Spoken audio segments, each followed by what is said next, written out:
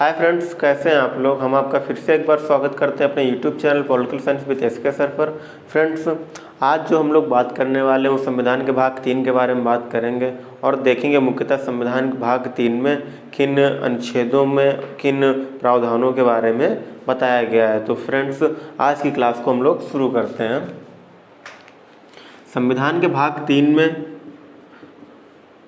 मूल अधिकारों के बारे में बताया गया है। इन्हीं को फ्रेंड्स फंडामेंटल राइट्स भी कहते हैं। अब हम देखेंगे कि आखिर ये फंडामेंटल राइट्स होते क्या हैं, इनको और ये किनको दिए जाते हैं। तो फंडामेंटल राइट्स जो होते हैं वो किसी भी व्यक्ति के लिए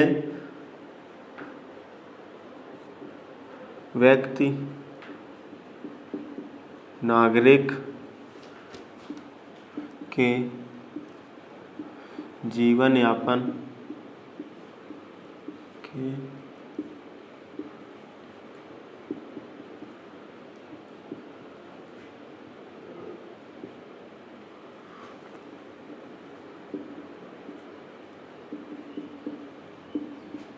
जो फ्रेंड्स ये मूल अधिकार होते हैं किसी भी व्यक्ति या किसी भी नागरिक के जीवन यापन के लिए बहुत ही ज़्यादा अत्यावश्यक जो राज्य के द्वारा प्रदान किए गए अधिकार होते हैं उनमें से एक होते हैं। आखिर ये जो अधिकार वर्ड क्यों यूज किया गया, अधिकार क्यों होते हैं? तो फ्रेंड्स, जो राज्य होता है उसको हम अपनी स्वतंत्रता सौंप देते हैं, उसको हम अपनी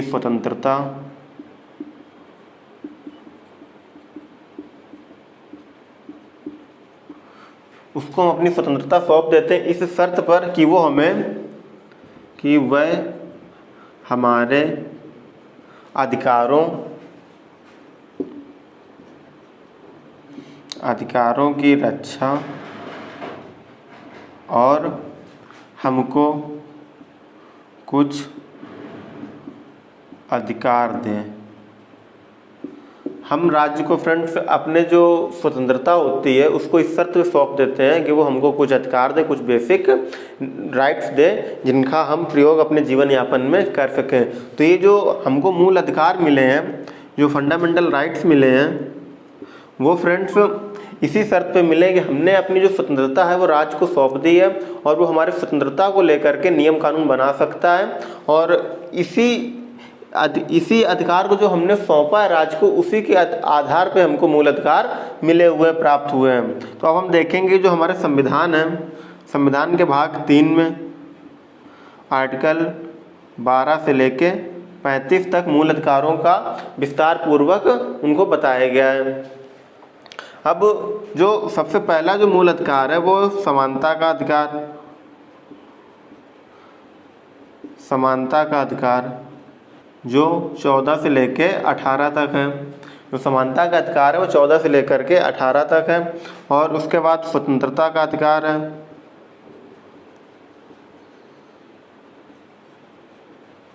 जो 19 से लेके 23 तक है, 22 तक है फ्रेंड्स। और इसके बाद शोषण के विरुद्ध अधिकार है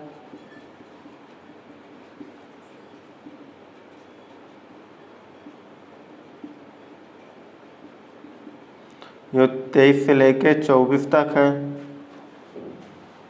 फिर धार्मिक स्वतंत्रता का अधिकार है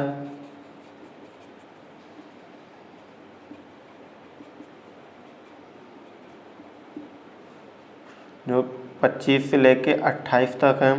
इसके बाद संस्कृति एवं शिक्षा का अधिकार,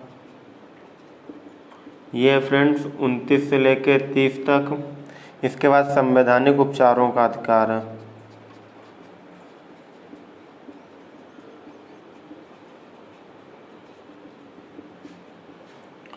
32। फ्रेंड्स, ये जो 6 प्रकार के अधिकार दिए गए हमको, ये हमारे संविधान के भाग 3 में इनका विस्तार पूर्वक इनको बताया गया हमारे संविधान में। और जो मूल संविधान था उसमें 7 अधिकार थे। एक संपत्ति का अधिकार भी था, वो संपत्ति का अधिकार एक संविधान संशोधन के तहत उसको हटा दिया गया और संपत्ति का अधिकार ले जाके 300A में रख दिया गया है, जो कि एक विधिक अधिकार बना दिया गया है। विधिक अधिकार, पहले संपत्ति का अधिकार मूल अधिकार हुआ करता था, लेकिन एक संविधान संशोधन करके उसको विधिक अधिकार बना दिया गया, और जो कि अनुच्छेद ये आर्टिकल 300A में रख दिया गया और इसको एक विधिक अधिकार बना दिया गया। अब हमारे संविधान में जो मूल रूप से अधिकार हैं, मूल अधिकार है वो 6 हैं, और जो मूल संविधान था उसमें 7 अधिकार दिए गए थे। तो अब हम ये देख लेते हैं कि हम लोगों ने मूल अधिकार के बारे में समझ लिया कि मूल अधिकार आखिर होते क्या हैं। अब ये देखते हैं कि मूल अधिकार का जो क्रम था वो किस तरह से भारत में आया, किस तरह से विश्व में आया, थोड़ा सा इस पर चर्चा कर लेते हैं। तो फ्रेंड्स, अब हम देखते हैं कि जो मूल अधिकार थे वो विश्व में किस प्रकार से यात्रा करके विश्व में सबसे पहले आए, फिर भारत में कब आए, उसके बारे में हम थोड़ी बात करते हैं। तो एक तरफ हम लिखते हैं कि विश्व में कब आए, और दूसरी तरफ लिखते हैं दोस्तों हम भारत में कब आए। अब एक एक करके थोड़ी सी बात कर लेते हैं। सबसे पहले जो मूल अधिकार की कहीं पे बात हुई थी वो 1215 में ब्रिटेन में हुई थी, जिसको मैग्ना कार्टा बोलते हैं फ्रेंड्स। इसको दोस्तों मैग्ना कार्टा बोलते हैं। जो ब्रिटेन के राजा थे उन्होंने एक अधिकार पत्र जारी किया हुआ था, इसको मैग्ना कार्टा नाम दिया गया। और सबसे पहले अगर मूल अधिकारों की बात हुई थी वो ब्रिटेन में हुई थी, जिसको मैग्ना कार्टा के रूप में। इसके बाद फ्रेंड्स 1788 से लेकर 1791 तक अमेरिका के संविधान में, जो कि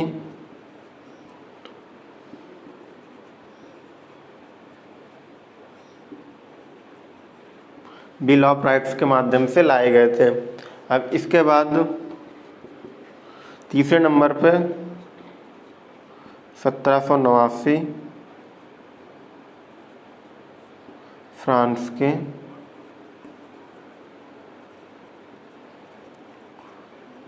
संविधान की प्रस्तावना में। दोस्तों, जब कभी भी मूल अधिकारों की बात की गई वो सबसे पहले ब्रिटेन में की गई 1215 ईस्वी में मैग्ना कार्टा के रूप में। उसके बाद अमेरिका के संविधान में सबसे पहले लिखित रूप में लाए गए थे। जब अमेरिका का संविधान बना दोस्तों, उसमें संशोधन करके बिल ऑफ राइट्स लाया गया, और इसी में सबसे पहले लिखित रूप से अगर मूल अधिकारों की बात पूछी जाए कि सबसे पहले लिखित रूप में मूल अधिकार कहाँ पाए गए, तो बिल ऑफ राइट्स में पाए गए, अमेरिका के संविधान में। क्योंकि फ्रेंड्स, जो ब्रिटेन का संविधान है वो लिखित रूप में नहीं है, आपको पता है। और उसके बाद 1789 में जो फ्रांस का संविधान बना, उसकी जो प्रेम्बल थी, जो उसकी प्रस्तावना थी, उसमें मूल अधिकारों के बारे में बताया गया, उस पर प्रकाश डाला गया। अब अगर बात करते हैं भारत की, तो 1895 में बाल गंगाधर तिलक स्वराज के माध्यम से मूल अधिकारों की बात की थी। सबसे पहले अगर भारत में किसी ने बात की थी तो 1895 में बाल गंगाधर तिलक ने स्वराज के माध्यम से, स्वराज आंदोलन में इसकी बात की। इसके बाद 1925 में मोतीलाल नेहरू ने नेहरू रिपोर्ट में बात की। मोतीलाल नेहरू ने सबसे पहले बात की बाल गंगाधर तिलक के बाद। इसके बाद 1930 में कांग्रेस के अधिवेशन में बात हुई इसकी।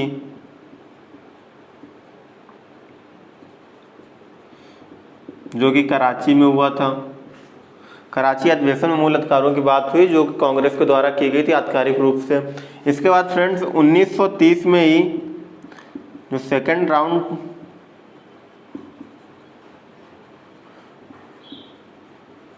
राउंड टेबल कॉन्फ्रेंस थी फ्रेंड्स, जिसमें गांधी जी ने भाग लिया था, तब फ्रेंड्स जब सेकंड राउंड टेबल हुई थी, गोलमेज सम्मेलन हुआ दूसरा, जब उसमें कांग्रेस ने भाग लिया था, उसमें मूल अधिकारों की बात महात्मा गांधी ने ब्रिटेन में की थी, जो गोलमेज सम्मेलन के माध्यम से। इस तरह से फ्रेंड जो एक क्रम चला, एक जो व्यवस्थित ढंग से सबसे पहले विश्व में आए इंग्लैंड में, इसके बाद अमेरिका में, फिर फ्रांस में, इसके बाद इंडिया आते हैं, और इंडिया में भी एक क्रम व्यवस्थित ढंग से वो आगे बढ़ रहे थे। और इसके बाद क्योंकि मांग उठी थी गोलमेज सम्मेलन में, गांधी जी ने कहा था कि अब जो भारत शासन अधिनियम 1935 आएगी उसमें मूल अधिकारों की बात की जानी चाहिए, लेकिन अंग्रेजी सरकार ने मूल अधिकारों के बारे में कोई बात, उसमें कोई व्यवस्था भारत शासन अधिनियम 1935 में नहीं की थी। और इसके बाद जब कैबिनेट मिशन आया था भारत में, उसमें जब ये मांग उठती है कि संविधान सभा बनाएं, आप अपने संविधान अपना खुद निर्माण करें, तब दोस्तों उसमें मूल अधिकारों के बारे में बात की जाती है, और जिसको संविधान सभा ने भाग 3 में आर्टिकल 12 से लेकर 35 तक विस्तार पूर्वक फ्रेंड्स बताया मूल अधिकारों के बारे में। अब हम लोग एक एक करके बात करेंगे। जैसे हमने अभी बात की कि 14 से 18 तक समानता के अधिकार के बारे में बात की गई है, तो हम फ्रेंड्स अब हम लोग देखेंगे कि 14 से 18 से पहले जो 12 और 13 आर्टिकल है उनमें क्या प्रावधान किए गए हैं। अब फ्रेंड्स हम देखेंगे आर्टिकल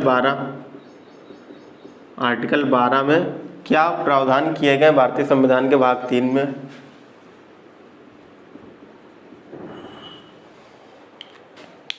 और फ्रेंड्स यहाँ पे एक बात और समझ लीजिए कि जो मूल अधिकारों का भाग है, भाग 3 है, तो जो डॉक्टर भीमराव अंबेडकर थे प्रारूप समिति के अध्यक्ष, इन्होंने संविधान को सबसे प्रकाशित भाग कहा था मूल अधिकारों को, और इसी को मैग्ना कार्टा भी कहा जाता है। जो भाग 3 है फ्रेंड्स, इसी को मैग्ना कार्टा के रूप के नाम से भी जाना जाता है। अगर आपसे कभी कोई पूछे कि संविधान का मैग्ना कार्टा का भाग कौन सा है, तो आप बता सकते हैं भाग 3 को ही या मूल अधिकारों को ही मैग्ना कार्टा के नाम से जानते हैं। अब हम लोग आर्टिकल 12 की बात करते हैं फ्रेंड्स। इसमें राज्य की परिभाषा के बारे में बताया गया कि आखिर राज्य की परिधि क्या है, राज्य है क्या, उसकी परिभाषा बताई गई है कि जितने भी जो भारतीय संसद है, भारतीय संसद, जो राज्य की संसद है, जो स्टेट होते हैं फ्रेंड्स, जो स्टेट्स होते हैं उनकी जो संसद होती है, जो मतलब विधान परिषद कह सकते हैं इसको,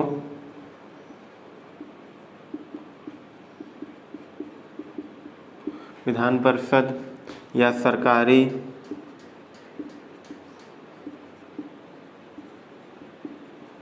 प्राधिकारी। तो इस तरह से फ्रेंड्स राज्य की जो परिभाषा बताएगी संविधान के भाग 3 में आर्टिकल 12 के तहत, कि जो राज्य की जो केंद्रीय संसद है, लोकसभा, राज्यसभा, या फिर जो विधान परिषदें स्टेट्स में, प्रांतों में, या फिर जो कोई ऐसे अधिकारी जो नियम कानून बना सकते हैं वो सब, या फिर फ्रेंड्स जो भी सरकारी जो औद्योगिक इकाइयाँ हैं, जैसे कि सरकारी संस्थान, जैसे कि इन जो केंद्रीय विश्वविद्यालय होते हैं,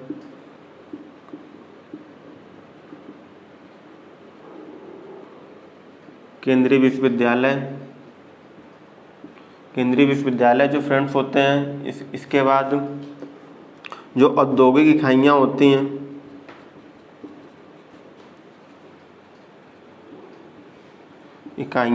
जैसे कि BHEL, सेल, जैसे ONGC या LIC, इस तरह से फ्रेंड जो सरकारी इकाइयाँ होती हैं, और ये सारी राज्य हैं। अगर इनमें कोई कानून या किसी भी तरह की जो चेंजेस आते हैं वो सब राज्य के अंतर्गत ही माने जाएंगे। तो आप एक तरह से कह सकते हैं ये देखो केंद्र स्तर पे हो गया, राज्य स्तर पे हो गया, और एक स्थानीय स्तर पे भी फ्रेंड्स समझ लीजिए कि स्थानीय स्तर पे जो ग्राम पंचायत होती हैं,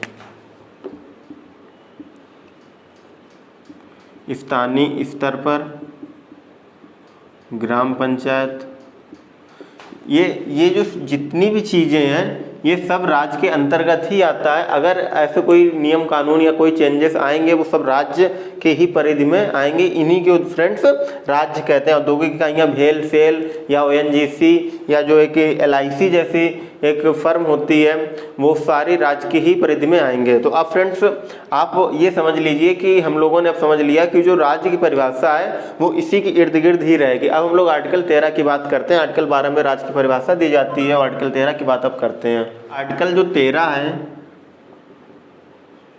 ये बात करता है कि जो मूल अधिकार है, मूल अधिकार को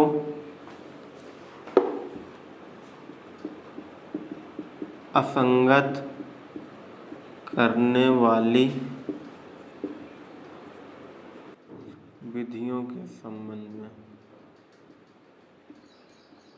ये जो आर्टिकल 13 होता है ये मूल अधिकारों को असंगत करने वाली विधियों के संबंध में इसके बारे में बताया गया कि जो मूल अधिकार हैं उनमें ऐसी कौन सी विधियां बनती हैं जो इनसे असंगत नहीं होती, तो वो जो अधिकार होते हैं वो अल्पीकरण किए जा सकते हैं या वो विधियां होती हैं वो अल्पीकरण की जा सकती हैं। तो इनमें इसके 4 सब पार्ट हैं, इस 4 उपखंड हैं, 4 उपखंड हैं। तो उसमें हम लोग एक एक करके देखेंगे कि जो आर्टिकल 13 का पहला उपखंड है वो क्या कहता है। इसमें फ्रेंड्स जो 4 का पहला उपखंड है, खंड 1 कह सकते हैं हम इसको, उपखंड 1, इसमें कहा जाता है संविधान लागू होने।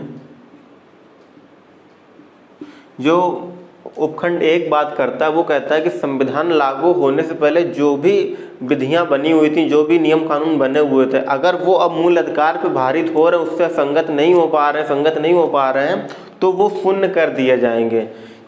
दोस्तों मोटी सी भाषा में बात समझ लीजिए कि जो उपधान लागू होने से पहले की बात करता है आर्टिकल 13 का जो उपखंड 1 है वो कहता है कि संविधान लागू होने से पहले अगर जो भी नियम कानून बने हैं, जो विधियां बनी हैं, वो अगर मूल अधिकारों से संगत नहीं हो रहे हैं तो वो उस मात्रा तक शून्य कर दिए जाएंगे, उस मात्रा तक हटा दिए जाएंगे जिस मात्रा तक वो मूल अधिकारों से संगत नहीं कर लेते हैं। और बात करते हैं 13 के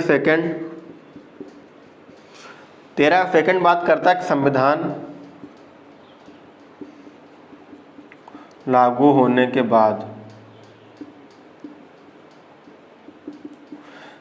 ये 13 का सेकंड बात करता है कि संविधान लागू होने के बाद अगर कोई ऐसी विधियां बनती हैं केंद्रीय संसद के द्वारा, ऐसे नियम कानून बनते हैं जो मूल अधिकारों से संगत नहीं कर रहे हैं, तो वो उस लिमिट तक, उस सीमा तक जीरो कर दिए जाएंगे, शून्य कर दिए जाएंगे जहां तक वो मूल अधिकारों से संगत नहीं कर रहे हैं, मूल अधिकारों से ओवरलैपिंग अगर उनकी हो रही है तो इस तरह से फ्रेंड्स 13 का फर्स्ट देख लेते हैं, 13 का सेकंड देख लिया। अब हम लोग 13 का थर्ड देखेंगे।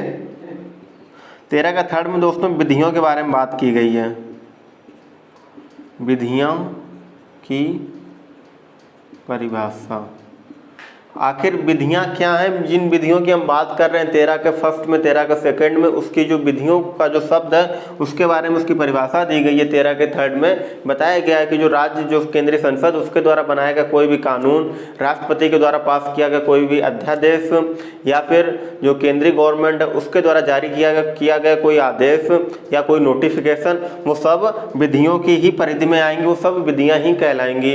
इस तरह के थर्ड में दोस्तों एक बात और है, जैसे अब इस समय की करंट सिचुएशन को अगर हम लोग देख लें कि लॉकडाउन जैसी स्थितियां चल रही हैं, तो हर नियम कानून के लिए कोई अध्यादेश जारी नहीं किया जा रहा है, सिर्फ एक गाइडलाइन जारी कर देती है हमारी सरकार, यूपी सरकार या केंद्रीय गवर्नमेंट की ऐसे ऐसे कानून हैं, ऐसे ऐसे इतने बजे से लेकर के 8 बजे से लेकर के 10 बजे तक बाहर नहीं निकलना है या सुबह तक बाहर नहीं निकलना, इस तरह की जो एडवाइजरी जारी होती है, जो गाइडलाइन जारी होती है हमारे लिए, वही हमारे लिए विधियों का काम करती है। इन्हीं विधियों का काम ये आर्टिकल 13 कहता है कि यही विधियों की परिभाषा है, और यही विधियां अगर मूल अधिकारों को रोके तो वो मूल अधिकार का हनन हो जाएगा। और इसी के लिए ये कहा जाता है कि जो आर्टिकल 13 का सेकंड है कि संविधान लागू होने के बाद ऐसी सरकार कोई विधियां नहीं बनाएगी जिससे जो लोगों के मूल अधिकार है, व्यक्तियों के मूल अधिकार है, नागरिकों के मूल अधिकार है, उनका हनन हो किसी भी प्रकार से। अब 13 का 4 के बारे में बात करेंगे। ये संविधान संशोधन के तहत जोड़ा गया।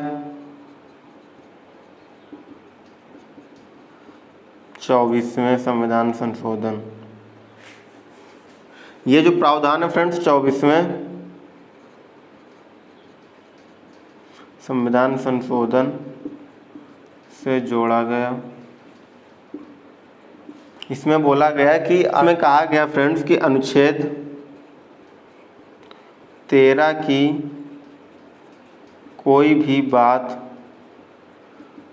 आर्टिकल 368 के तहत किए गए संशोधनों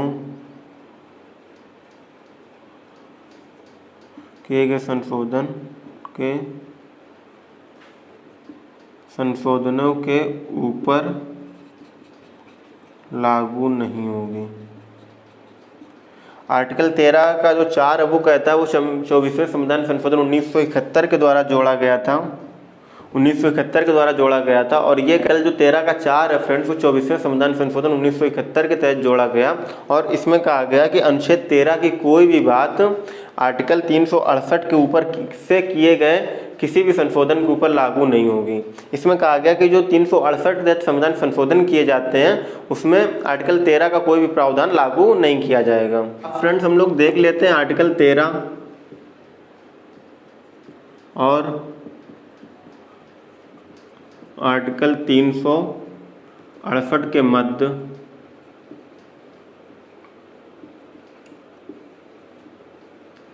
संबंध। अब हम लोग बात करेंगे कि आर्टिकल जो 13 है मूल अधिकार से संबंधित है, जो आर्टिकल 368 है वो संविधान संशोधन से संबंधित है, इनके बीच में संबंध क्या है, आखिर 24वां संविधान संशोधन 1971 क्यों करना पड़ा।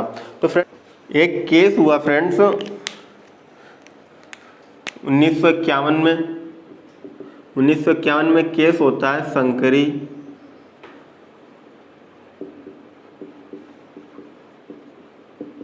शंकरी प्रसाद बनाम भारत संघ, ये केस होता है। इसमें सुप्रीम कोर्ट ने कि आर्टिकल 368 के तहत किया गया संविधान संशोधन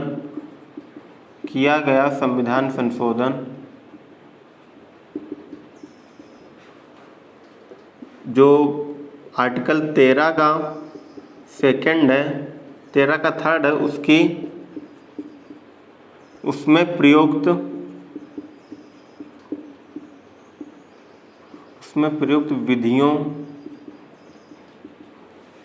विधियों की परिभाषा में शामिल नहीं होगा। और जो दोस्तों ये विवाद पैदा हुआ मुख्यतः 368 का, वो इस बात पे पैदा हुआ, इस बिंदु पे पैदा होता है कि जो सुप्रीम कोर्ट है क्या वो 368 के तहत किए गए संविधान संशोधनों का जुडिशियल रिव्यू कर सकता है। अगर हाँ कर सकता है तो क्या जो मूल अधिकारों में संविधान संशोधन किया गया है 368 के तहत क्या उनका भी वो जुडिशियल रिव्यू कर सकता है। तो उसमें सुप्रीम कोर्ट ने शंकरी प्रसाद बनाम भारत संघ के केस में उसने कहा कि हम मतलब जो इसमें 368 के तहत किया गया संविधान संशोधन उसमें जो प्रयुक्त विधियां हैं वो इसमें शामिल नहीं, मतलब इसका सीधा सा मतलब है कि इसका जुडिशियल रिव्यू वो नहीं करेगा। सुप्रीम कोर्ट ने जो पहला केस होता है 1951 में शंकरी प्रसाद बनाम भारत संघ, उसमें वो कह देता है कि हम इसका जुडिशियल रिव्यू नहीं करेंगे। इसके बाद एक केस होता है 1955 में जो होता है फ्रेंड्स सज्जन सिंह बनाम राजस्थान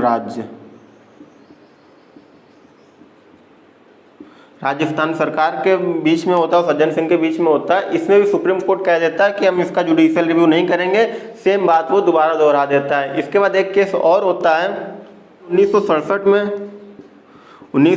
में एक केस होता है गोलकनाथ वर्सेस पंजाब राज्य।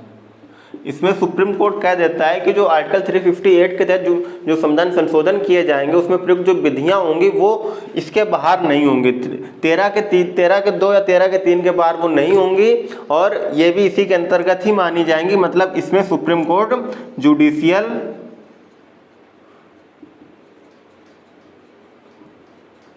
जुडिशियल रिव्यू कर सकता है। साफ साफ उसने कह दिया कि हम 358 का जो मूल के तहत अगर मूल अधिकारों में कोई परिवर्तन किया जाता है तो गोलकनाथ के केस में उसने कह दिया कि हम इसका जुडिशियल रिव्यू कर सकते हैं। इसके बाद फ्रेंड्स एक केस और होता है, इस केस के बाद फ्रेंड्स 1967 के बाद जब 1971 में 24वां संविधान संशोधन होता है,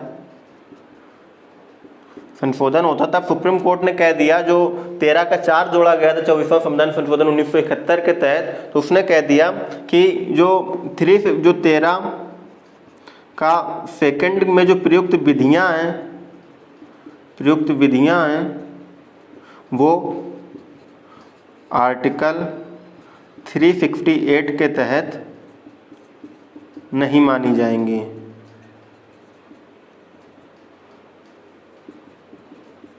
थ्री 358 के तहत नहीं मानी जाएंगी। और इसको उसने जो 24वां संविधान संशोधन था,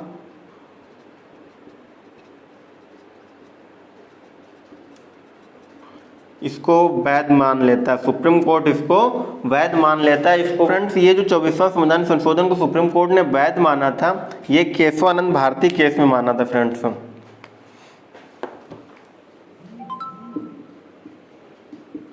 केशवानंद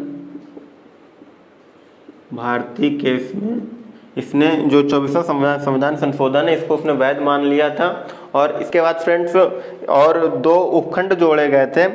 इसके बाद दोस्तों, जब ये केशवानंद भारती 1973 में केस हो जाता है, इसमें जब वो वैध मान लेता है 24वें संविधान संशोधन को सुप्रीम कोर्ट, इसके बाद 42वां संविधान संशोधन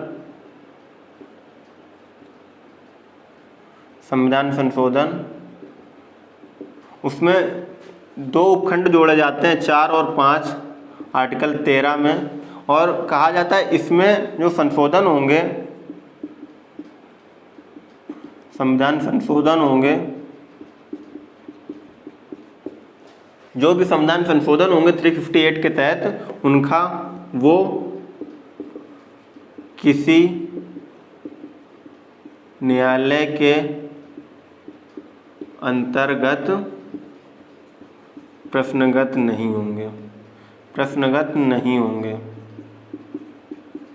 और इस तरह से साफ साफ सरकार मना कर देती है आर्टिकल 4 और 5 का उपखंड जोड़ के संविधान संशोधन करके 1942 में कि इसका जुडिशियल रिव्यू नहीं हो सकता। एक संविधान संशोधन उसने कर दिया, क्योंकि सुप्रीम कोर्ट ने जो एक संविधान संशोधन कर दिया, सुप्रीम कोर्ट ने एक वाद में, जो अपने केशवानंद भारती वाद में उसने कह दिया था कि जो 368 में जो प्रयुक्त विधियां हैं वो आर्टिकल 13 की विधियों के तहत नहीं मानी जाएंगी। इस तरह से सुप्रीम कोर्ट सरकार ने इस तरह से एक संविधान संशोधन किया इसके बाद। और जो संविधान का भाग 3 में आर्टिकल 13 उसमें 2 उपखंड जोड़ दिए, 13 का 4 और 5। इसमें वो कहता है कि न्यायालय के अंतर्गत प्रश्नगत नहीं होंगे अगर इसमें कोई संशोधन किया जाएगा। इस तरह से केस होता है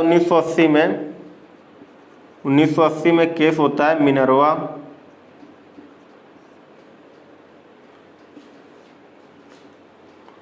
Minerva mills case versus Bharat संघ। इसमें सुप्रीम कोर्ट कहता है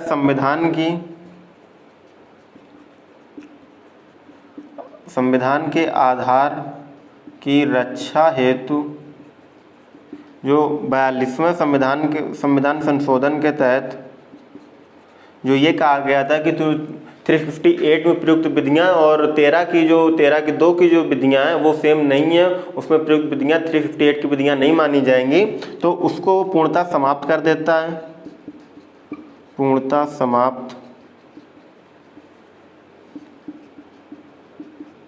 समाप्त कर देता है। और यहीं से जो 1980 के मिनर्वा मिल्स केस में सुप्रीम कोर्ट कह देता है कि हम जुडिशियल रिव्यू कर सकते हैं।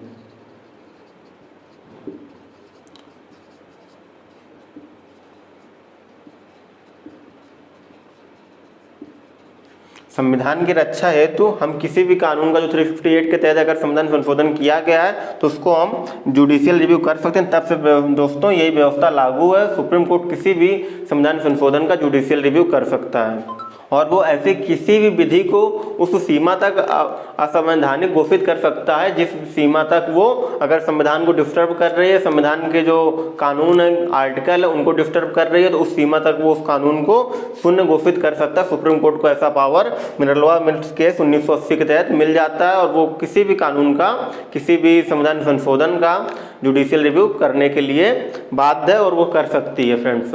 इस तरह से हम लोगों ने देखा आर्टिकल 12 में राज्य की परिभाषा दी गई है और आर्टिकल 13 में चार और पाँच उपखंड नए जोड़े गए, उनके बारे में हम लोगों ने बात कर ली। संविधान संशोधन कैसे किए जाएंगे और आर्टिकल 13 का और 358 के मध्य क्या संबंध थे, ये हम लोगों ने बात कर ली है फ्रेंड्स। और इसके बाद हम लोग बात करेंगे कि आर्टिकल जो 14 है उसमें क्या प्रावधान किए गए हैं। अब फ्रेंड्स जो आर्टिकल 14 है या जो समानता का अधिकार है 14 से 18 तक, उसको हम लोग नेक्स्ट लेक्चर पे रखेंगे और हम लोग पढ़ेंगे कि समानता का अधिकार में जो 14 से 18 तक की बात की गई क्या क्या उसमें प्रावधान किए गए फ्रेंड्स। और दोस्तों अगर इन जो आर्टिकल 12 या 13 से संबंधित या आर्टिकल 358 और 13 के मध्य में जो भी संबंध स्थापित किए गए हैं, इनमें अगर कुछ भी आपको समझ में नहीं आया तो प्लीज़ एक बार आप हमसे पूछिए नीचे कमेंट्स बॉक्स में, हम उसका आंसर जरूर करेंगे। और फ्रेंड्स तब तक के लिए नमस्कार।